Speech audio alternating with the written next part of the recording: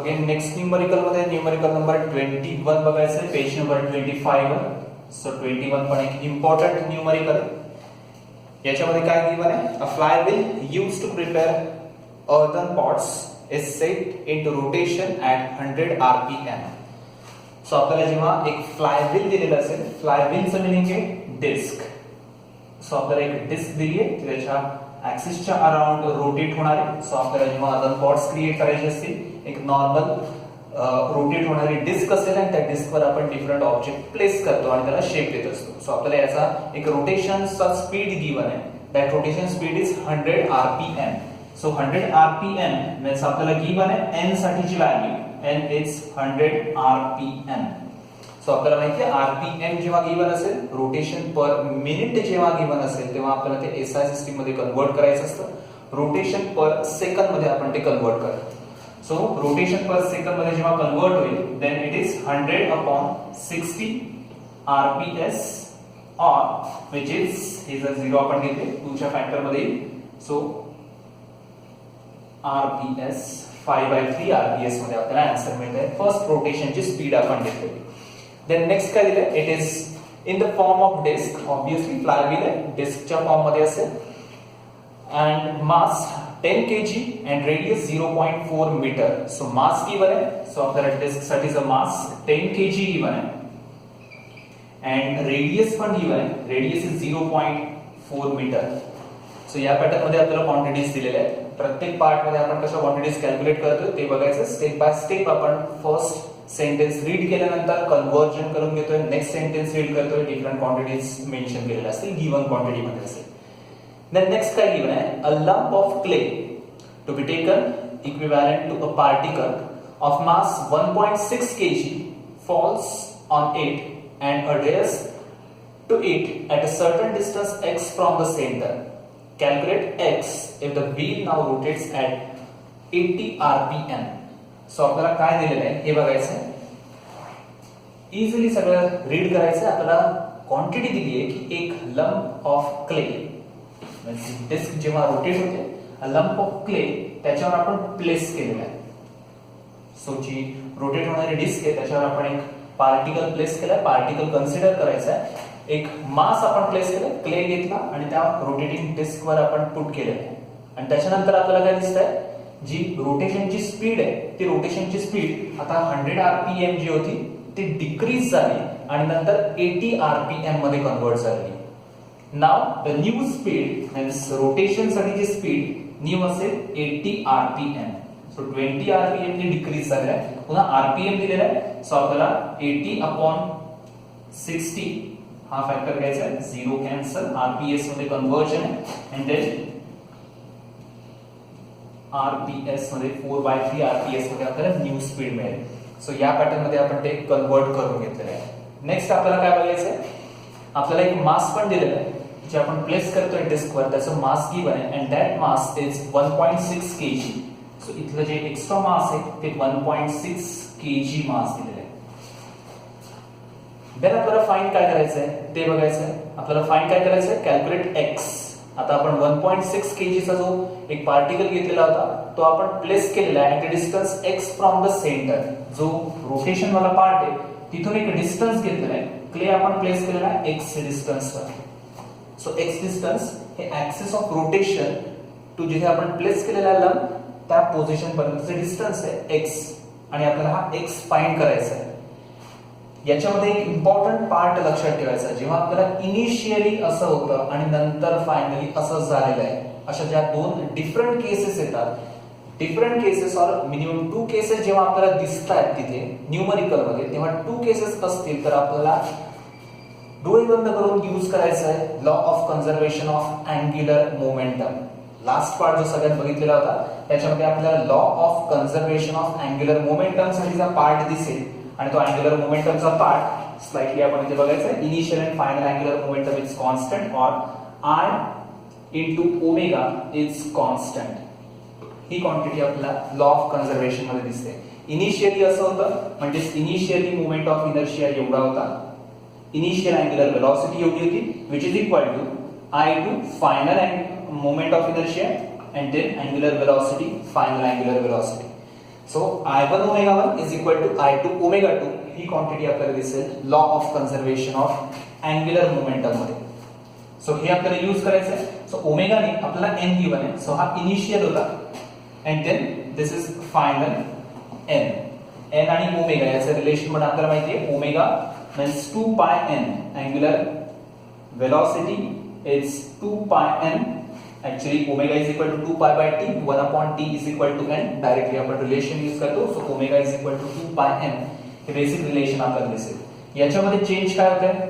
फारसं काही चेंज होत नाहीये. पण इनिशियल मास हे 10 kg होतं.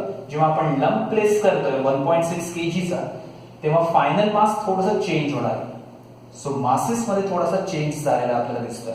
सो इथे इम्पॉर्टंट पार्ट लक्षात ठेवायचा आहे. इनिशियल मास हा विदाउट लंप होता, म्हणजे आपल्याला 10 kg चा रोटेटिंग डिस्क मिळत होती और फ्लायव्हील दिसते. And then final mass change होईल जेव्हा डिक्रीज झाली आहे, स्पीड डिक्रीज झालेली आहे रोटेशनची स्पीड, तेव्हा इथे मास इन्क्रीज झालेला आहे. जेवढा आपण मास इन्क्रीज करत जाणार त्याची स्पीड तेवढीच डिक्रीज होत जाईल. हे नेहमी लक्षात ठेवायचं आहे. देन आपण जर इथे अप्लाय केला रिलेशन और युजिंग, इथे आपल्याला एक सेंटेन्स और एक वर्ड इंपॉर्टंट मेंशन करावा लागेल. Using law of conservation of angular momentum.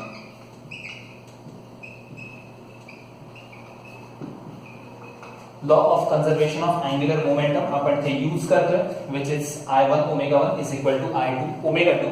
Directly आपल्याला फॉर्म्युला यूज करता येतं. सो आपण अप्लाय काय करणार? I1 into 2 pi n1 is equal to I2 into 2 pi n2. हे आपण लॉ ऑफ कन्झर्वेशन मध्ये अप्लाय करतो. सो या केसेस मध्ये आपल्याला I ची व्हॅल्यू फर्स्ट फाइंड करावी लागेल. इनिशियली लंप नाहीये म्हणजे disc is rotating about its own axis. डिस्कचा ओन ऍक्सिस बरोबरचा मोमेंट ऑफ इनर्शिया आपल्याला माहिती असतो. सो I1 ची व्हॅल्यू आपल्याला माहिती आहे, which is mr² by 2.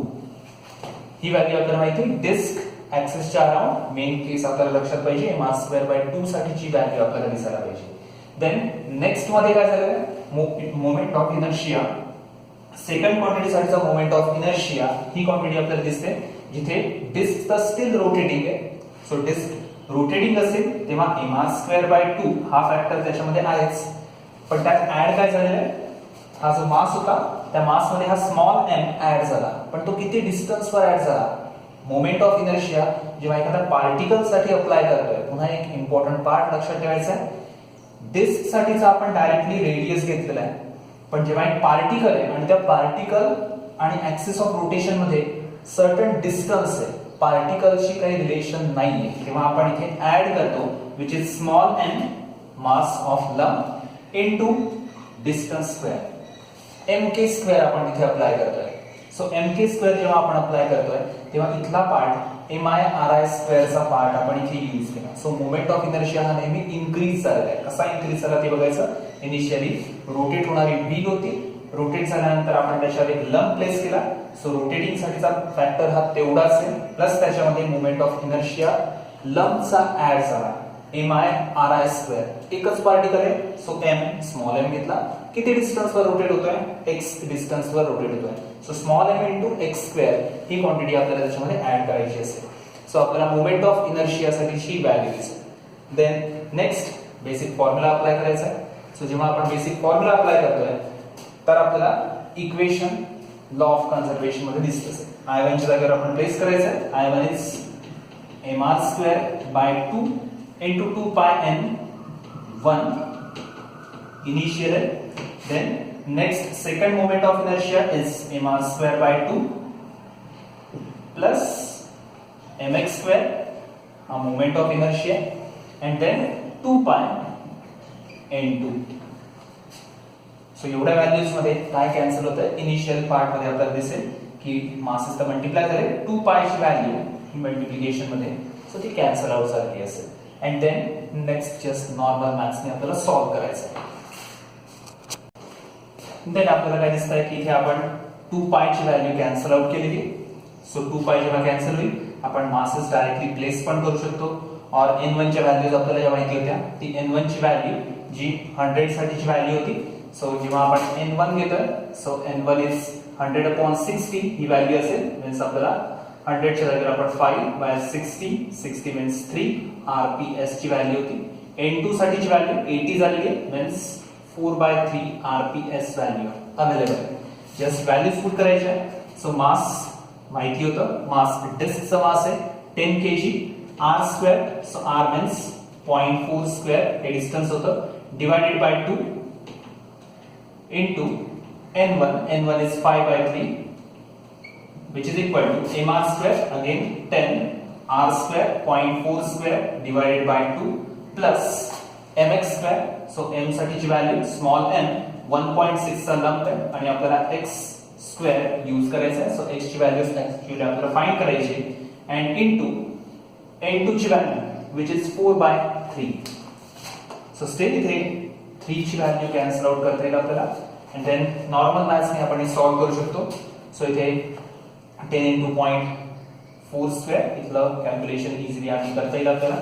So हा फॅक्टर आपल्याला दिसतोय this is 2 and now this is 5 and then पुढचं कॅल्क्युलेशन. सो आपण जर नॉर्मल कॅल्क्युलेशन केलेले असतील तर नॉर्मल कॅल्क्युलेशन मध्ये जस्ट सॉल्व करायचं आहे. सो जेव्हा आपण न्यूमेरिकल सॉल्व करत जाणार सगळ्या स्टेप्स इझी स्टेप्स आहेत विदाउट युजिंग लॉग सुद्धा आपण करू शकतो. x ची व्हॅल्यू आपल्याला 1/√8 मिळते आणि √8 ही व्हॅल्यू जेव्हा आपण √8 रेसिप्रोकल फाइंड करायचं आहे. सो √8 ची व्हॅल्यू फाइंड करायची त्याचं रेसिप्रोकल फाइंड करायचं आहे and that value is 0.35 metre. So सगळ्या क्वांटिटीज आपण SI युनिट मध्ये घेतलेल्या आहेत. सो 0.35 मीटर हे आपलं फायनल आन्सर आहे. सो या पॅटर्न मध्ये सगळं कॅल्क्युलेशन असेल. टोटल 21st नंबरचं न्यूमेरिकल आपण इथे सॉल्व करणार. Main important part law of conservation of angular momentum use करेल.